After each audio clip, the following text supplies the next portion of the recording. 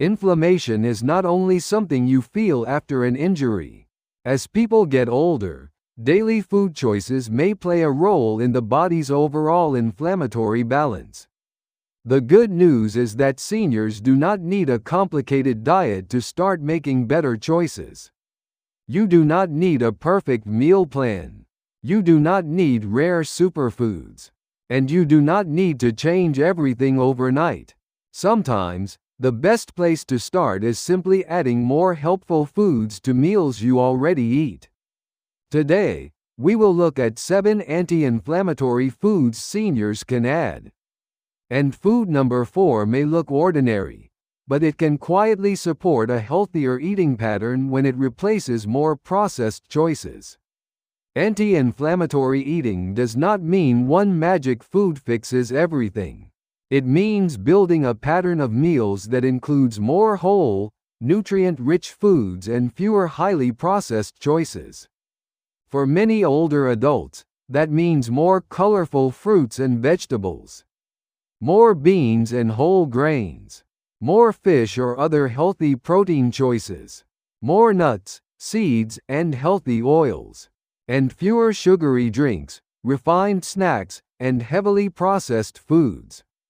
This video is not saying these foods treat disease. It is not saying they replace medication. It is not saying everyone should eat the same way. But these foods can be useful ideas to discuss with a qualified healthcare professional.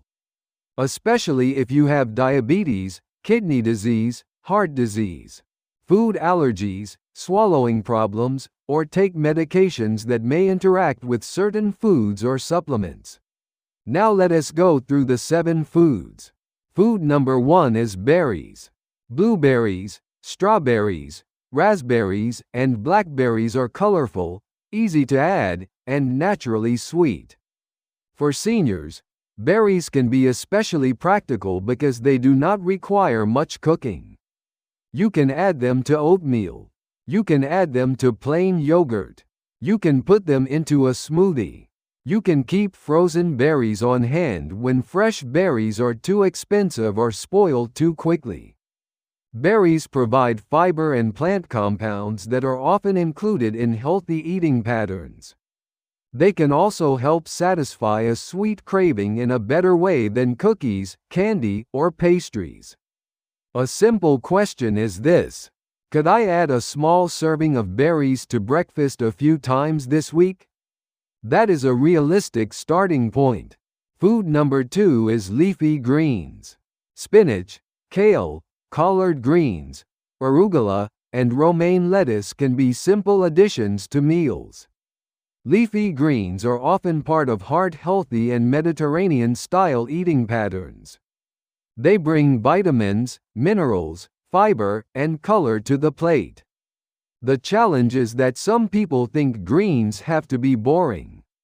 They do not. You can add spinach to scrambled eggs. You can put greens into soup. You can use romaine or spinach as a simple salad base. You can add cooked greens to beans, fish, or whole grains. If chewing raw greens is difficult, cooked greens may be easier for some people. One important note: if you take blood-thinning medication or have been told to watch vitamin K intake, do not make major changes in leafy greens without speaking with your healthcare professional. The goal is consistency and safety, not sudden extremes.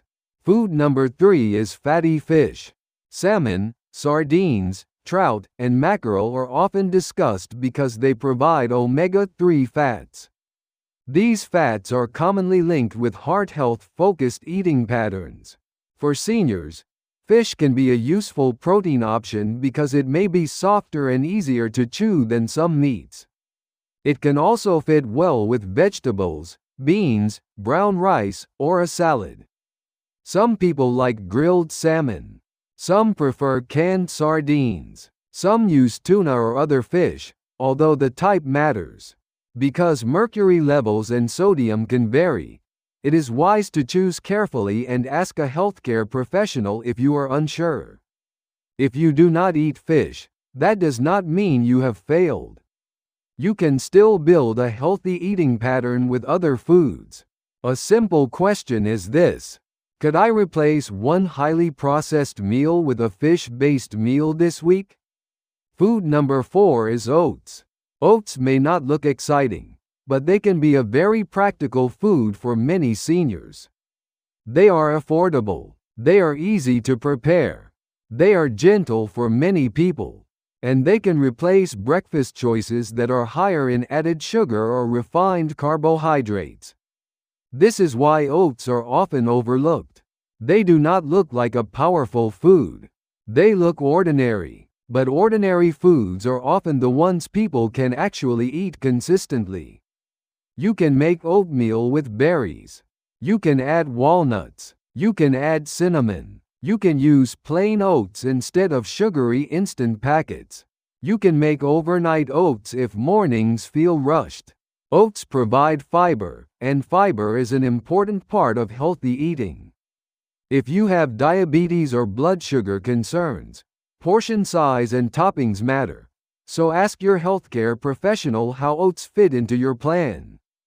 A simple question is this: could I build a better breakfast around oats instead of a more processed choice? Food number 5 is beans and lentils. Beans and lentils are simple, affordable, and full of fiber and plant-based protein. They can be added to soups, salads, stews, and bowls. For seniors, beans can be helpful because they are soft, filling, and budget-friendly. Black beans, chickpeas, lentils, kidney beans, and white beans can all be useful options. They also pair well with vegetables, herbs, and olive oil. The main challenge is digestion. Some people feel bloated when they add too many beans too quickly.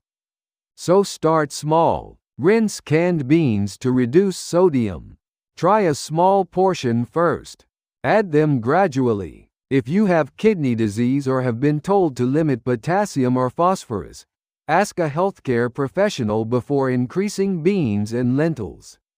A helpful question is this: could I add a small amount of beans or lentils to one meal this week? Food number 6 is walnuts. Walnuts are small, but they bring healthy fats, plant-based nutrients, and a satisfying crunch. They are easy to add to oatmeal, salads, yogurt, or a small snack plate. For many seniors, walnuts are convenient because they do not require cooking. But portion size matters. Nuts are calorie-dense. A small handful can be enough for many people. Also, if chewing is difficult, chopped walnuts may be easier. If you have nut allergies, avoid them. If you have swallowing problems, choose safer textures after speaking with a healthcare professional. Walnuts are not magic, but they can be a simple way to replace less helpful snacks. A useful question is this: could I replace a sugary snack with a small portion of walnuts or another safe nut option? Food number 7 is extra virgin olive oil.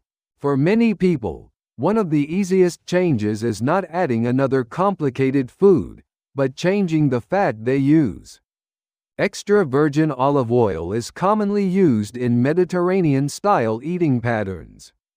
It can be added to salads, cooked vegetables, beans, or whole grain dishes. It can also replace some less healthy fats in everyday cooking. But again, amount matters. Olive oil is still calorie-dense. More is not always better. The goal is to use it thoughtfully as part of an overall healthy pattern. A simple idea is to drizzle a small amount over vegetables instead of using heavy creamy sauces. Or use it with beans and herbs for a simple meal. A helpful question is this: could I use olive oil to make vegetables, beans, or whole grains more enjoyable? Now let us review the 7 foods. Food number 1 is berries. Food number 2 is leafy greens. Food number 3 is fatty fish. Food number 4 is oats. Food number 5 is beans and lentils. Food number 6 is walnuts. And food number 7 is extra virgin olive oil. If you want a simple way to add these foods, start small. Add berries to breakfast. Add greens to one meal. Choose fish once this week if it fits your diet. Try plain oats instead of a sugary breakfast. Add a small portion of beans or lentils. Use walnuts as a small topping. Try olive oil with vegetables. You do not have to add all 7 at once. In fact, it may be better to start with 1 or 2. Healthy aging is not built from one perfect meal.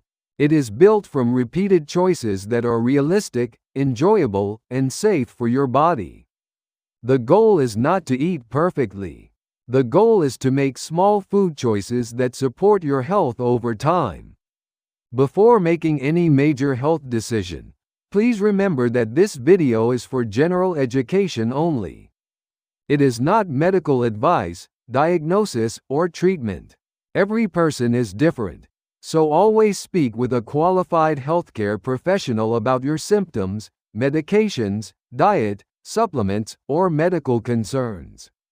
If you have food allergies, kidney disease, diabetes, heart disease, swallowing problems, or take blood thinners, ask a qualified healthcare professional before making major diet changes. If this video was helpful, subscribe to Golden Life and Health for more practical healthy aging tips after 60. And in the next video, we will look at 6 breakfast mistakes seniors may want to avoid after 60.